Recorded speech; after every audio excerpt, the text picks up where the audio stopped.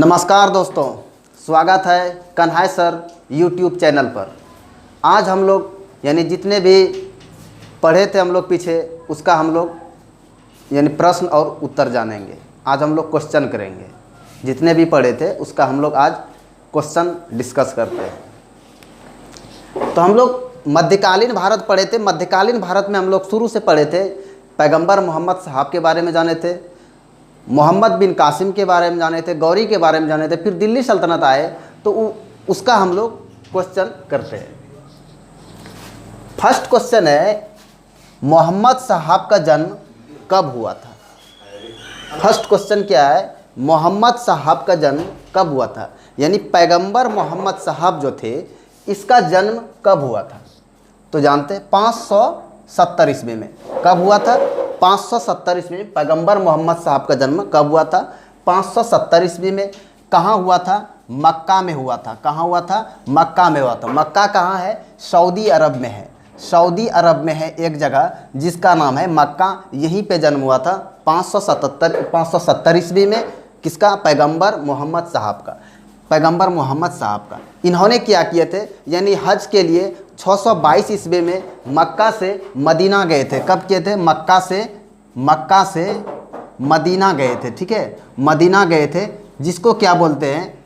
हिजरत। यानी हिजरत का अरबी भाषा है। हिजरत क्या है? ये अरबी भाषा है और हिजरत का अर्थ होता है यानी यात्रा करना। तो यात्रा करना तो कब हुए थे? यानी क्या हुआ था? 622 में मक्का से मदीना गए थे हज के लिए। कब गए थे? 622 ईस्वी में, जिसको उसमें क्या बोलते हैं? हिजरत संबंध, यानी हिजरी संबंध। हिजरत का मतलब होता है, हिजरत का मतलब होता है यात्रा करना। ठीक है, यात्रा करना, यानी ये अरबी भाषा है। हिजरत का अर्थ होता है यात्रा करना, जिसका शुरुआत हुई थी हिजरी संबंध। हिजरी संबंध, हिजरी संबंध की शुरुआत हुई थी। कब हुई थी? 622 ईस्वी में हिजरी संबंध की शुरुआत। दूसरा क्वेश्चन है कि हिजरी संबंध की शुरुआत यानी हिजरत संबंध की शुरुआत कब हुआ था? तो 622 ईस्वी में हुआ था। 622 ईस्वी में। इसमें एक हुआ था विक्रम संबंध, विक्रम संबंध, और एक हुआ था शक संबंध, और एक हुआ था हिजरी संबंध, और एक हुआ था गुप्त संबंध। ठीक है, विक्रम संबंध, शक संबंध, हिजरी संबंध और गुप्त संबंध। विक्रम संबंध कब हुआ था? 57 BC, बिफोर क्राइस्ट। AD होता है, यानी ये हुआ था विक्रम संबंध BC, यानी ईस्वी पूर्व। ईस्वी पूर्व पहले की घटना। कहीं कहीं आपको 58 BC भी मिलेंगे, 58 BC भी मिलेंगे। और ये शक संबंध कब हुआ था? 78 ईस्वी, यानी AD। 78 ईस्वी में, यानी AD। ये किसने चालू किया था? कनिष्क, जो कि कुषाण शासक थे, कनिष्क। ये किसने किया था? चंद्रगुप्त विक्रमादित्य ने। हिजरी संबंध कब हुआ था? 622 ईस्वी में। 622 ईस्वी में। गुप्त संबंध कब हुआ था? 319, 320। कहीं कहीं 319, कहीं कहीं 320, या ऐसे भी इसको बोल सकते हैं 319 से 320। यानी हम लोग शक संबंध के बारे में जाने। शक संबंध कब? 622 ईस्वी में। 622 ईस्वी में। विक्रम संबंध कब? 57, कहीं आपको 57 BC भी मिलेंगे, यानी ईस्वी पूर्व पहले। ये सब ईस्वी के बाद की घटना है, लेकिन ये जो विक्रम संबंध है, विक्रमादित्य ने स्टार्ट किए थे, यानी 57 BC और 58 BC, यानी ईस्वी पूर्व की। ये ईस्वी पूर्व की घटना है विक्रम संबंध। शक संबंध 78 ईस्वी, किसने? कनिष्क ने। हिजरी संबंध 622 में, और गुप्त संबंध 319 से 320 में। यानी सारे संबंध हम लोग जान गए। 4 संबंध के बारे में जान गए। अब क्या है? तीसरा क्वेश्चन है, भारत पर प्रथम अरब मुस्लिम आक्रमण किसने किया था? तीसरा क्वेश्चन है, भारत पर प्रथम अरब मुस्लिम आक्रमण किसने किया था? तो भारत पर प्रथम आक्रमण मुस्लिम आक्रमण किसने किया था? मोहम्मद बिन कासिम ने। मोहम्मद बिन कासिम ने। ठीक है, अरब मुस्लिम आक्रमण। आपको मैं बोले थे अरब मुस्लिम आक्रमण होते, तुर्क मुस्लिम आक्रमण होते। तो यहाँ पे क्वेश्चन है, भारत पर प्रथम अरब मुस्लिम आक्रमण कब और किसने किया था? कब और किसने किया था? तो मोहम्मद बिन कासिम ने किया था। कब किया था? 712 ईस्वी में। 712 ईस्वी में किया था। कब किया था? 712 ईस्वी में किया था। कहाँ किया था? ये जो 712 ईस्वी में किया था, सिंध पर किया था। कहाँ पे किया था? सिंध पे। उस समय वहाँ का जो राजा कौन था? दाहिर था। कौन था? दाहिर था। क्वेश्चन क्या पूछा था हमको? भारत पर प्रथम अरब मुस्लिम आक्रमण कब और किसने किया था, यानी 712 ईस्वी में किया था। कब किसने किया था? मोहम्मद बिन कासिम ने किया था। कहाँ पे किया था? सिंध पे किया था। उस समय वहाँ का राजा कौन था? तो दाहिर था। मोहम्मद बिन कासिम ऐसे पहले शासक थे, यानी अरब मुस्लिम किसने किया था? मोहम्मद बिन कासिम ने।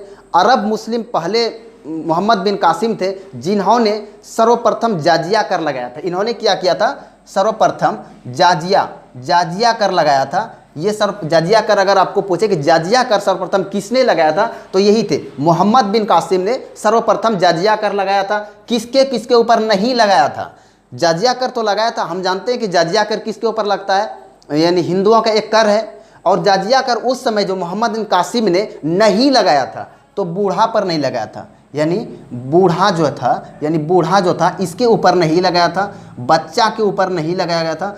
औरत जो थी इसके ऊपर नहीं लगाया गया था। ब्राह्मण जो थे इसके ऊपर भी नहीं लगाया गया था। और किसके ऊपर नहीं लगाया था? विकलांग, ठीक है, विकलांग के ऊपर नहीं लगाया था। मोहम्मद बिन कासिम ने सर्वप्रथम जाजिया कर लगाया था। सर्वप्रथम जाजिया कर किसने लगाया था?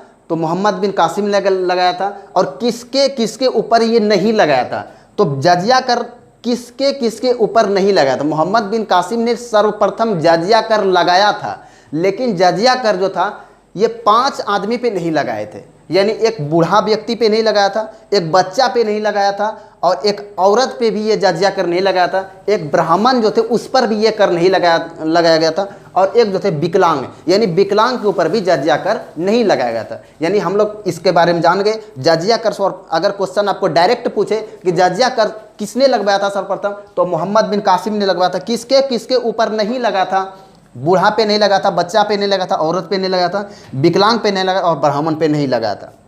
ठीक है, इतने हम लोग जान गए। मोहम्मद, यानी आपको अगर डायरेक्ट क्वेश्चन पूछे तो अरब मुस्लिम आक्रमण सर्वप्रथम किसने किया था? मोहम्मद बिन कासिम ने किया था। कब किया था? 712 ईस्वी में किया था। कहाँ पे किया था? सिंध पे किया था। वहाँ पे उस समय राजा कौन थे? दाहिर थे। ठीक है, आगे हम लोग नेक्स्ट क्वेश्चन जान रहे हैं।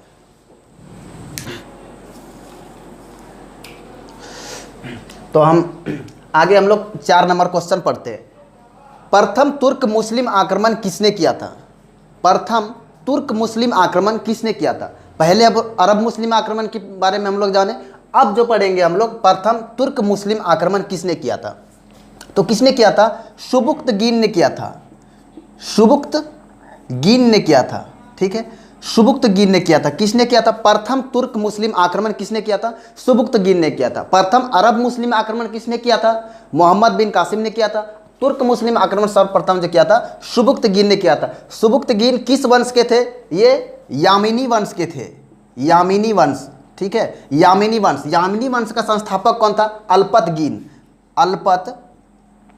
अल्पतगीन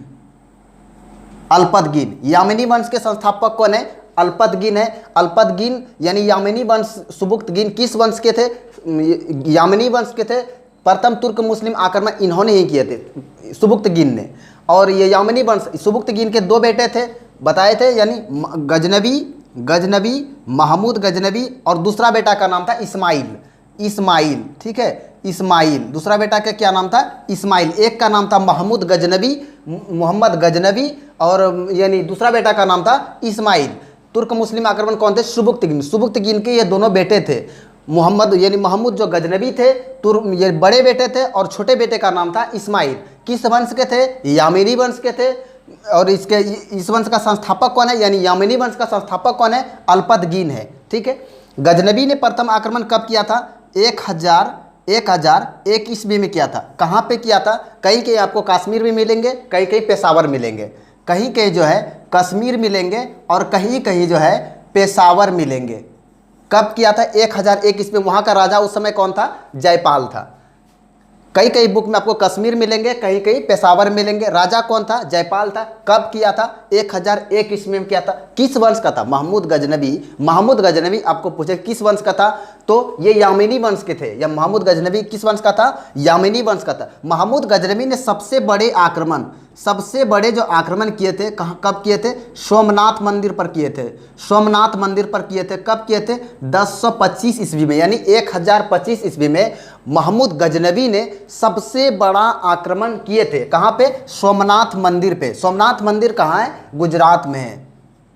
गुजरात में है। सोमनाथ मंदिर कहाँ है? गुजरात में है। कब किया था यहाँ पे? 1025 यानी 1025 ईस्वी में सोमनाथ मंदिर पर। यह सबसे बड़ा आक्रमण था। गजनवी ने सबसे पहले आक्रमण कब किया था? 1001 ईस्वी में। कहाँ किया था?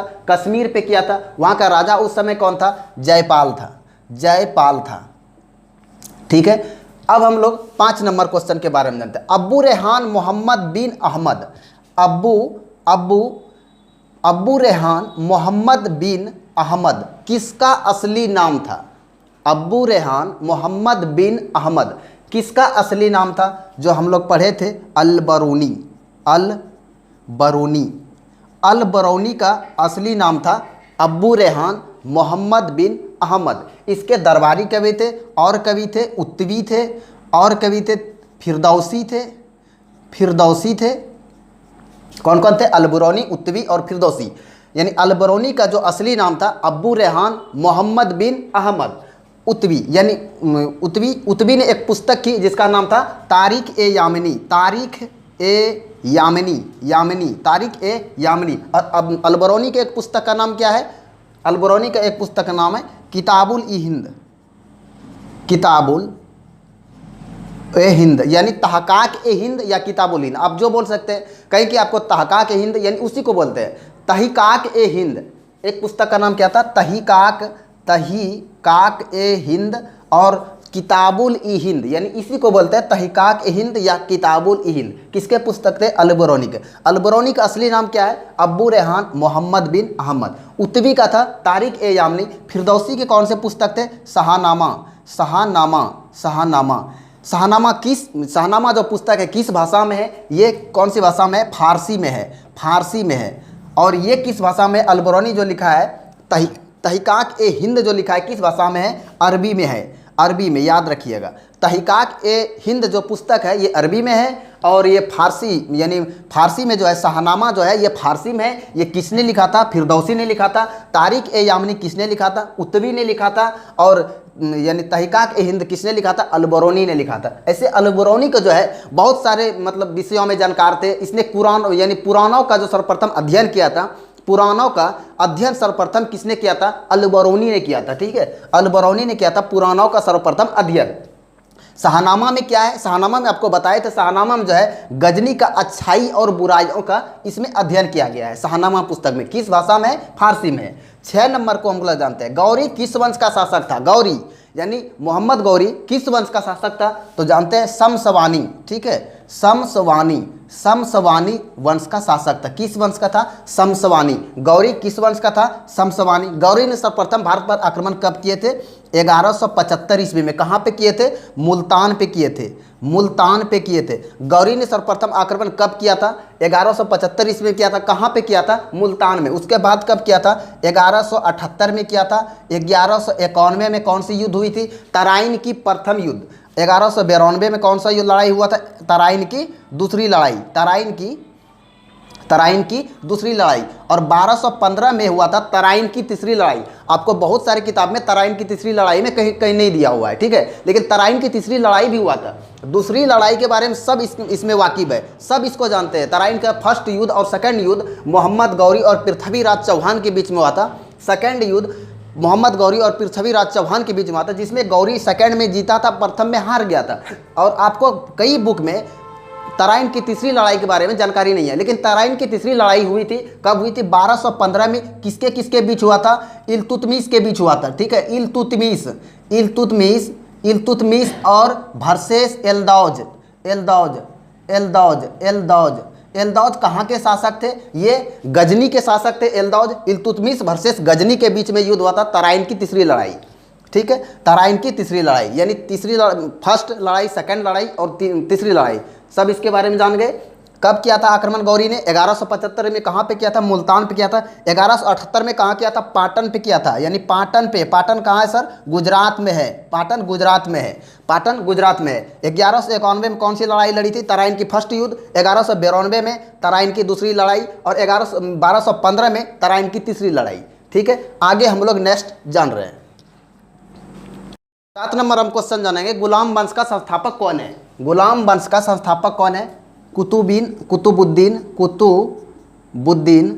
ऐबक। कुतुबुद्दीन ऐबक। गुलाम वंश का संस्थापक कौन है? कुतुबुद्दीन ऐबक। कुतुबुद्दीन ऐबक ने इस वंश की स्थापना कब किया था? 1206 ईस्वी में। यानी कुतुबुद्दीन ऐबक कब से कब तक रहे थे? 1206 से 1210 तक रहे थे। 1206 ईस्वी में कुतुबुद्दीन ऐबक ने, यानी गौरी का जो लास्ट में आप 1194 ईस्वी में मैं बताया था कि चंदावर की लड़ाई हुई थी, और चंदावर की लड़ाई के बाद इन्होंने जो है अपना 1206 ईस्वी में गौरी को मार दिया गया था।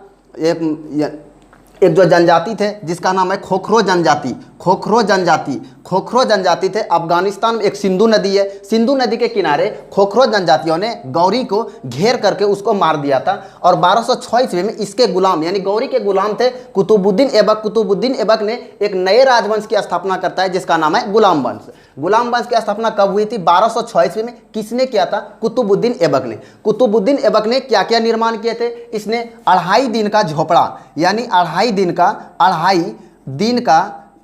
का झोपड़ा, 2.5 दिन का झोपड़ा कहाँ पे बनवाया था सर? अजमेर में बनवाया था। कहाँ पे बनवाया था? अजमेर में बनवाया था। अजमेर कहाँ है? राजस्थान में है। और दूसरा काम इन्होंने क्या किया था? कुतुब मीनार की शुरुआत किया था। कुतुब मीनार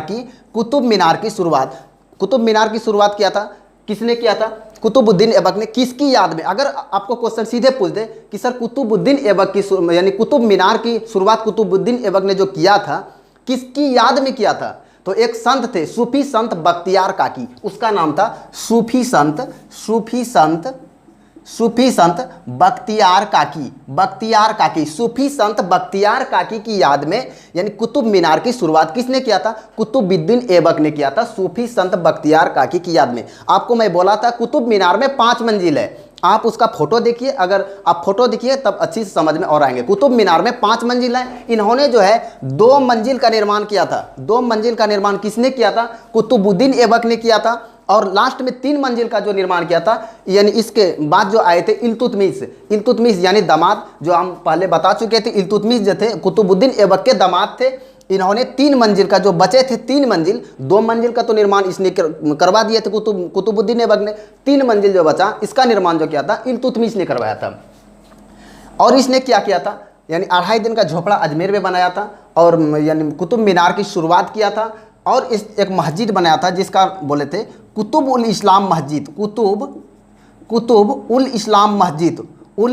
मस्जिद। याद रखिएगा, कुतुब उल इस्लाम मस्जिद भारत का सबसे पहला मस्जिद। अगर आपको क्वेश्चन डायरेक्ट पूछे कि भारत का सबसे पहला मस्जिद कौन है, तो कुतुब उल इस्लाम मस्जिद। कुतुब उल इस्लाम मस्जिद कहाँ है सर? दिल्ली में है। किसने बनवाया था? कुतुबुद्दीन ऐबक ने बनवाया था। भारत में सर्वप्रथम मस्जिद, अगर आपको डायरेक्ट क्वेश्चन पूछे भारत में सर्वप्रथम मस्जिद का नाम क्या है, ये सबसे पहला मस्जिद था कुतुब उल इस्लाम मस्जिद। कहाँ है? दिल्ली में है। किसने बनवाया था?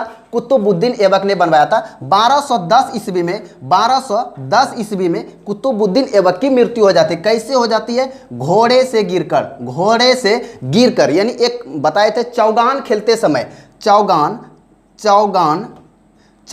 खेलते समय, चौगान का हम दूसरा नाम बताते हैं, यानी पोलो। चौगान का दूसरा नाम क्या है? पोलो, यानी आप बोलिए पोलो भी बोल सकते हैं। चौगान खेलते समय, यानी पोलो खेल होता है, पोलो खेलते समय घोड़े से वो गिर गया था, और 1210 ईस्वी में यानी कुतुबुद्दीन ऐबक की मृत्यु हो जाती है। जब उसके बाद कौन आए थे? आराम शाह आए थे। कौन आए थे? आराम शाह आए थे। इसके बाद कौन आए थे? इल्तुतमिश आए थे। कौन आए थे? इल्तुतमिश आए थे।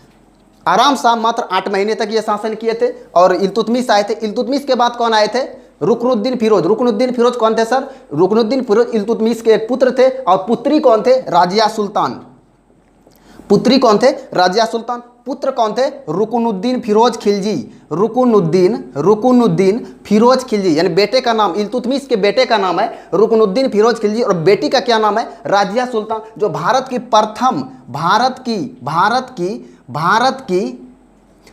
की प्रथम महिला शासिका। कौन थी? राजिया सुल्तान। मैं पिछले वीडियो में डिटेल से इसका पढ़ाया हूँ। आज हम लोग प्रश्न उत्तर कर रहे हैं, थोड़ा सा गौर कीजिएगा। उतना तो हम लिखेंगे नहीं, आप सुनिएगा और गौर कीजिएगा।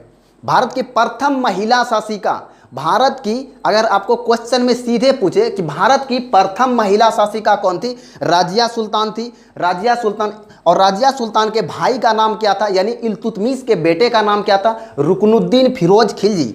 राजिया सुल्तान ने क्या किया था? एक यानी न्याय मांगने के लिए इल्तुतमिश ने एक प्रथा चलाया था। यानी न्याय मांगने के लिए, आप अगर न्याय मांगोगे तो इल्तुतमिश के शासनकाल में उन्होंने बोला था कि आप लाल वस्त्र धारण कीजिए। लाल वस्त्र धारण का मतलब होता है कि आप न्याय मांग रहे थे। तो 40 गुलामों का संगठन बना था, जिसको चालीसा दल बोलते थे। चालीसा दल आपको मैं बताया था, चालीसा दल जिसको बोलते तुर्क ए चिहलगान। यानी तुर्क ए चिहलगान जो था 40 तुर्क सरदारों का एक संगठन था, जिसको बोलते थे तुर्क ए चिहलगान। तुर्क ए चिहलगान का कहना था कि रुकनुद्दीन को बनाएंगे, और रुकनुद्दीन को बैठाया गद्दी पर। उसके बाद क्या किया? उसके बेटी राजिया सुल्तान बैठी, और राजिया सुल्तान भारत की प्रथम महिला शासिका थी। राजिया सुल्तान के पति का नाम क्या है? अल्तुनिया है। राजिया सुल्तान के पति का नाम अल्तुनिया है। इन दोनों के कहाँ पे मार दिया था? राजिया सुल्तान और अल्तुनिया को कहाँ पे मारा था? जिसका नाम है कैथल। ठीक है, ये कैथल कहाँ है सर? कैथल हरियाणा में पड़ता है। कैथल कहाँ है? हरियाणा में। कैथल हरियाणा में है। हरियाणा। कैथल कहाँ है? हरियाणा में है। जिन्होंने राजिया सुल्तान और उसके पति अल्तुनिया को घेर कर, यानी डाकुओं से मार दिया गया था। इसके बारे में हम लोग टोटल डिटेल जान गए। अब एक क्वेश्चन है, अल्तमस किसके बचपन का नाम है? आप कई किताब में पढ़े होंगे, अगर नहीं पढ़े हैं तो पढ़ लीजिए। अल्तमस जो है किसके बचपन का नाम है? अल्तमस जो है इल्तुतमिश के बचपन का नाम है। इल्तुतमिश के बचपन का नाम है अल्तमस। किसका बचपन का नाम है? इल्तुतमिश कब से कब तक शासन किए थे सर? 1210 से 1236 तक शासन किए थे इल्तुतमिश ने। 1210 से 1236 तक। इल्तुतमिश कब से कब तक गद्दी पे बैठे थे? 1210 से 1236 तक। 1236 से 1240, यानी 1236 से 1240 में कौन थे? राजिया सुल्तान। कौन थे? राजिया सुल्तान। ठीक है, इतना हम लोग जान के आगे नेक्स्ट क्वेश्चन हम लोग जान रहे हैं। 9 नंबर हम लोग क्वेश्चन है। 8 के बारे में हम लोग जान गए थे, 8 नंबर क्वेश्चन किए थे। अब हम लोग जानेंगे 9 नंबर। 9 नंबर क्वेश्चन क्या है? इक्ता प्रथा, यानी इक्ता प्रथा की शुरुआत किसने किया था? इक्ता प्रथा, यानी हम लोग पिछले हम जान चुके। अब इक्ता प्रथा, जो कि हम लोग इसका डिटेल से जाने थे, वीडियो में मैं बताया था डिटेल से इक्ता प्रथा के बारे में। क्वेश्चन आपको मिला है, इक्ता प्रथा की शुरुआत किसने किया था? तो आपको मैं बोले इक्ता प्रथा की शुरुआत जो किया था इल्तुतमिश ने किया था। किसने किया था? इल्तुतमिश ने किया था। इक्ता प्रथा की शुरुआत किसने किया था? इल्तुतमिश ने किया था। इक्ता प्रथा में सर क्या था? इक्ता प्रथा में जो था क्या था? यानी वेतन के बदले भूमि दिया जाता था। इसमें क्या था? इक्ता प्रथा में वेतन के बदले इसमें भूमि दिया जाता था।